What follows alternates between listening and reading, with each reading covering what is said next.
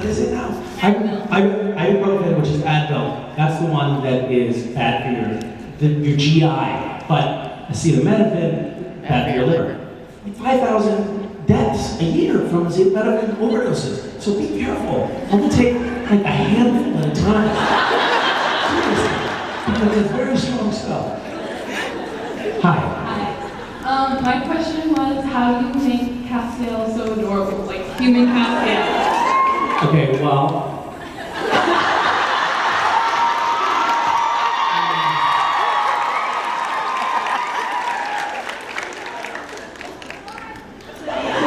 And then I have them fix me up in visual effects. Yes. Now I feel uncomfortable. He's just awkward. Awkward is cute, I think. Isn't it? Yeah. I mean, you're doing it right now. Yeah, I think that there's something endearing about somebody who's just like, doesn't quite know what they're doing, doesn't quite fit in, doesn't quite know how to make proper eye contact. They're a child. Violate personal space, all those things are sort of, oh, look at that guy. You know, I think when you see somebody like that, you're like, oh, that's good for failure. That's cute. Everybody likes a loser. Hi.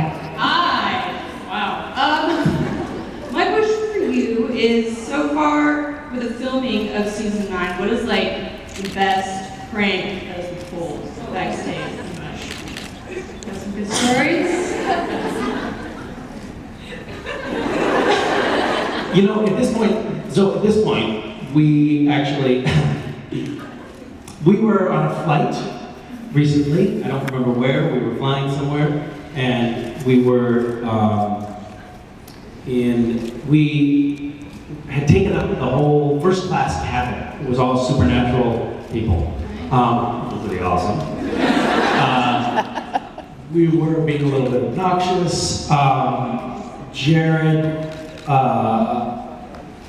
and I, unfortunately, were seated right across the aisle from one another, and we were very tired. And we were heading home from a convention. I think we had to get up early in the morning to shoot, and it was already like 11 o'clock at night, so we were, looking at like maybe 4 hours of sleep. And so this flight was kind of a golden opportunity to maybe try to nap. But of course, we're seated across the aisle from one another, and both of us knew we couldn't afford to fall asleep. Because the other one would do something to him. So we were both trying to stay awake, but we were both very tired, and we both very much wanted to sleep. And so we did something unprecedented. We had negotiated a truce. So we shook hands, and we made a very solemn vow to not fuck with one another on the flight. But we've also sort of been doing that a little bit in general as a sort of gentleman's agreement, because both of us don't want to deal with what the other one is going to do to him if we do something to him. So it's scaled back. It's not like full-scale invasions at this point. It's low-level border skirmishes.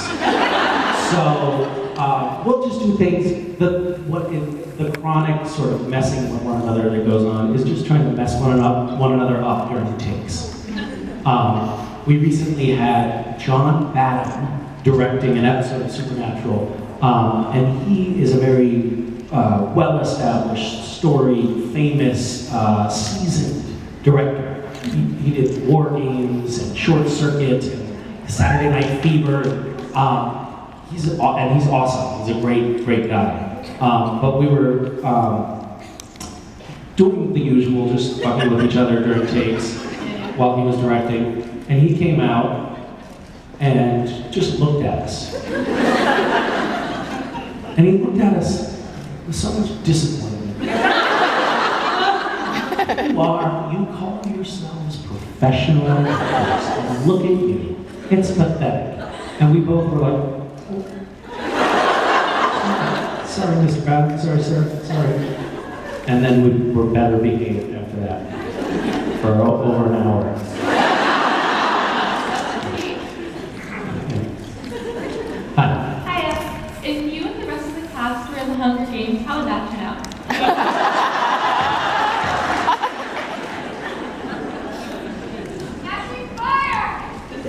So the Hunger Games, in the Hunger Games, basically, people are watching the Hunger Games. People are watching people contestants hunt each other, essentially, right? But then the viewers can somehow airlift in special things to help contestants, right? I think that we would probably have, I don't know. I think, here's what would happen. First of all, I would be doing quite well.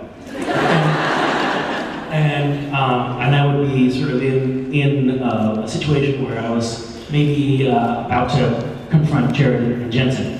And my supporters would airlift in toy helicopters, remote control toy helicopters for Jared and Jensen, which would of course completely distract them.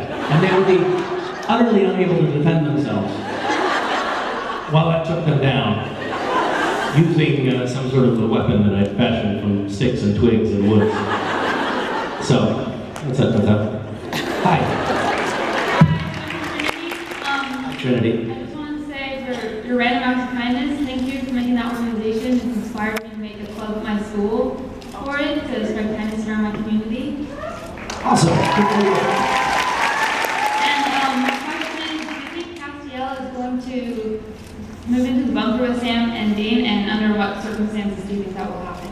I think that Sam and Dean would be open to letting Cass move in, be a roomie. My suspicion is that he'd have to do a lot of housework. Cass is not a big earner we know for a fact that he's making minimum wage at best. And there's questions as to whether he's going to be able to hold on to that job for long. So they probably have to work out some kind of barter where he earns his keep. Because, Sam and Dean, they make a lot of money in their day-to-day business, obviously. It was established early on. It was established early on in the show that Sam and Dean have money by being pool sharks, right? They're hustlers, sort of? Yeah. And credit card scams. Okay, so those stories, credit card scams, pool hustling, blah, blah, blah, that's all a lie. They're trust fund kids. But it sounds cooler to make them look like, but yeah, no, the truth is that John Winchester actually had a bundle of money and left them very comfortable. They don't have to worry about anything. And that whole big bunker thing, the found bunker, they paid to have that bunker. But Cass can't afford to pay his share, so he'll be doing dishes, laundry, mopping the floors, cleaning the toilets. Yeah. They have a little maid outfit that they made for him.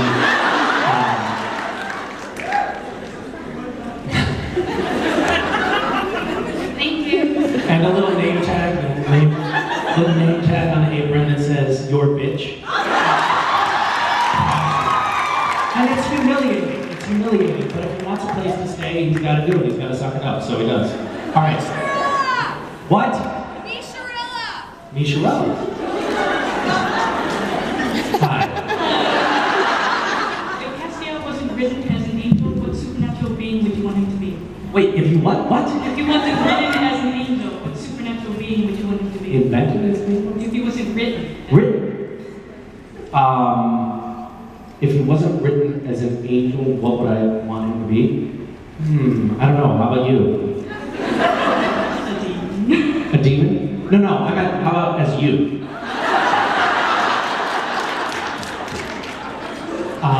Castiel the fangirl.